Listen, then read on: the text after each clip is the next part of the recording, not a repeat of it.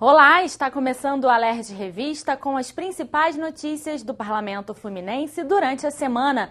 O efetivo da Polícia Civil é menor do que há 27 anos. O número de ocorrências aumenta a cada ano. Para o chefe de Polícia Civil, o déficit entre o número de policiais na ativa, associado à quantidade crescente de trabalho, dificulta as investigações das mortes cometidas por policiais durante o serviço.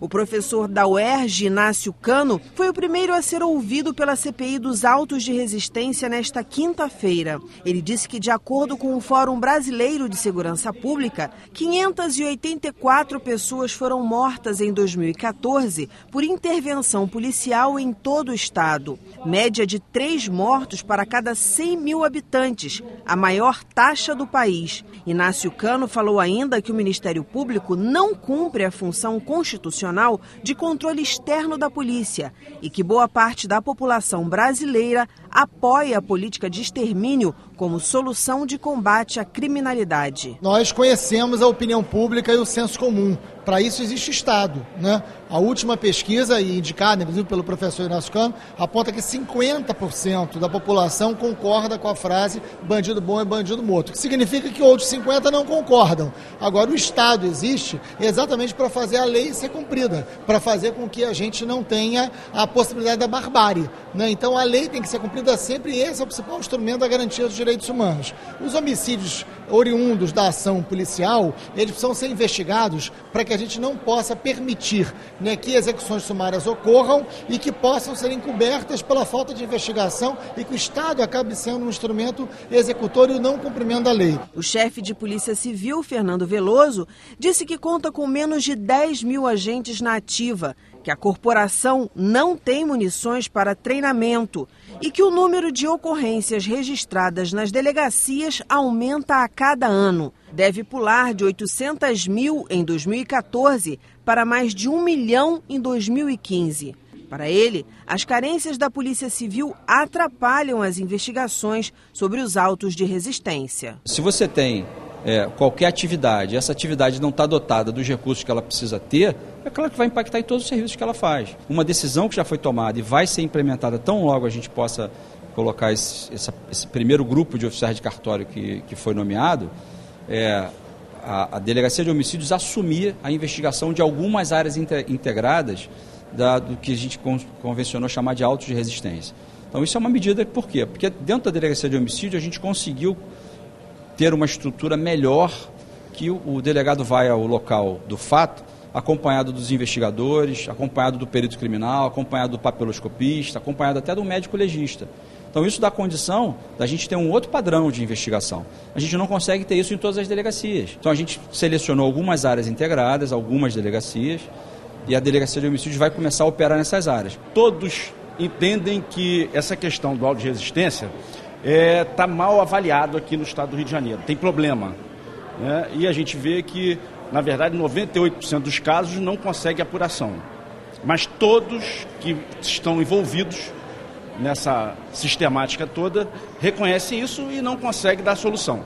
A gente espera que a CPI possa contribuir para que a gente tenha uma solução no futuro. Os deputados da CPI das Armas querem saber por que o sistema de controle de material bélico ficou paralisado nos anos de 2013 e 2014. A Comissão Parlamentar de Inquérito da Alerj, que investiga o desaparecimento de armas no Estado, se reuniu em audiência para definir os nomes das autoridades a serem ouvidas na próxima reunião da CPI. Entre elas estão 2 coronéis da Polícia Militar. O chefe do Estado-Maior Operacional em 2013 e 2014, Paulo Henrique Azevedo, para explicar o não funcionamento do sistema de material bélico Cismatibel naqueles anos. E a chefe da 4ª Seção do Estado-Maior, a coronel Márcia Dias de Andrade, para falar sobre o rastreamento de armas desviadas. Já temos uma estratégia para ir afunilando as questões que nos faltam. Estamos aguardando uma informação também do Ministério Público, já sabemos quem vamos chamar do Ministério Público para ver a questão das punições e também a parte da inteligência da Secretaria de Segurança, que nos passaram informações, mas que não estão claras. A questão do rastreamento das armas apreendidas com bandidos em operações da polícia e dessas quais têm origem porque metade delas estão raspadas. Então, como pode ser feito melhor o controle para impedir o uso dessas armas pela bandidagem?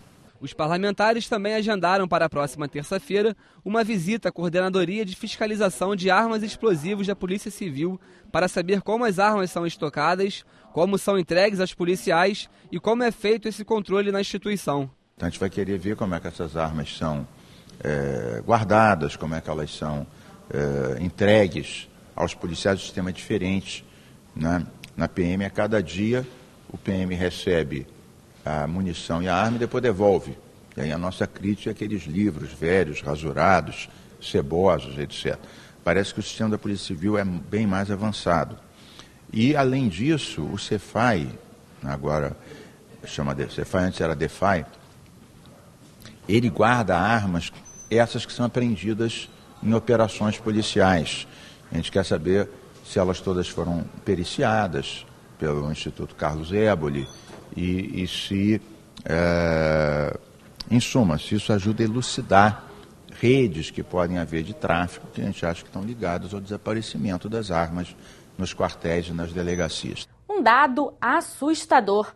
O Brasil fica atrás até de países onde as mulheres usam burca quando se fala da participação feminina na política. A informação foi analisada em audiência pública da Comissão Especial de Empoderamento da Mulher no Esporte e na Política. O Mapa sobre Mulheres na Política 2015, elaborado pela Organização das Nações Unidas, mostra que entre 188 países, o Brasil ocupa a posição de número 124, ficando atrás de países árabes e africanos.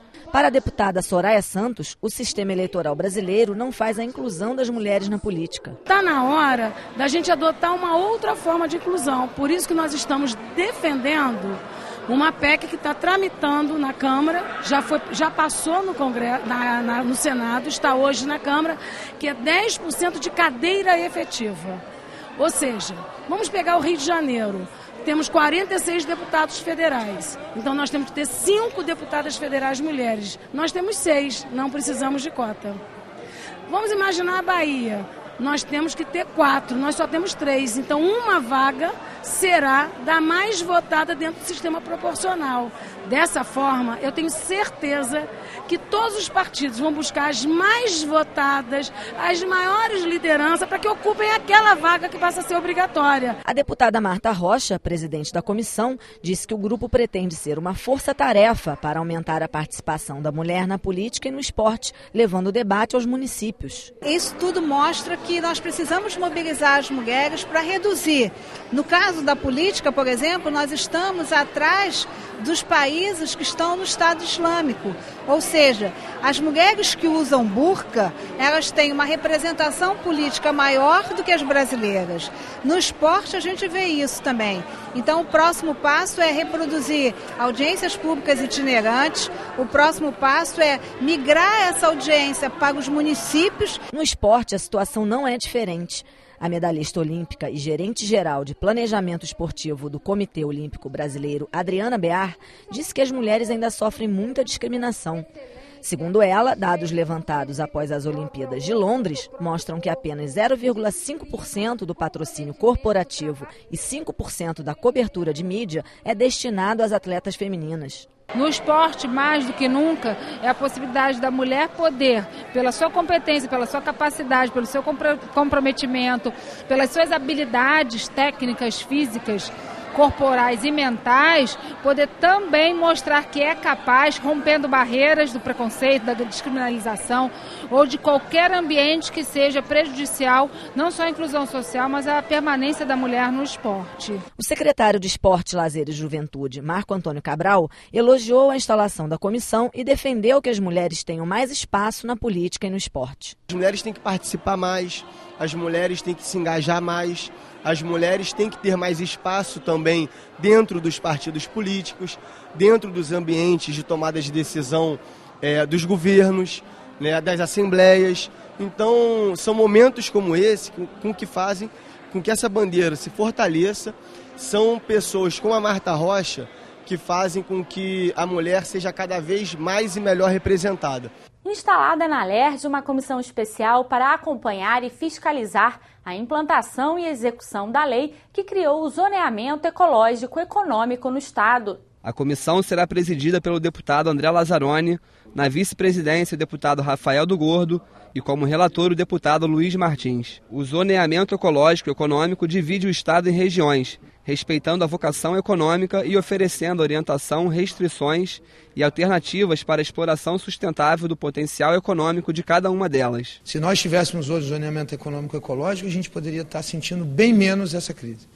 Com certeza, bem menos dependente do petróleo, bem menos dependente dos royalties, talvez já com uma pecuária mais forte, com uma agricultura mais forte, com uma indústria mais fortalecida, com uma matriz de transporte definida. Isso tudo era para ter sido já definido. Qual é a importância da região metropolitana, qual a importância do interior.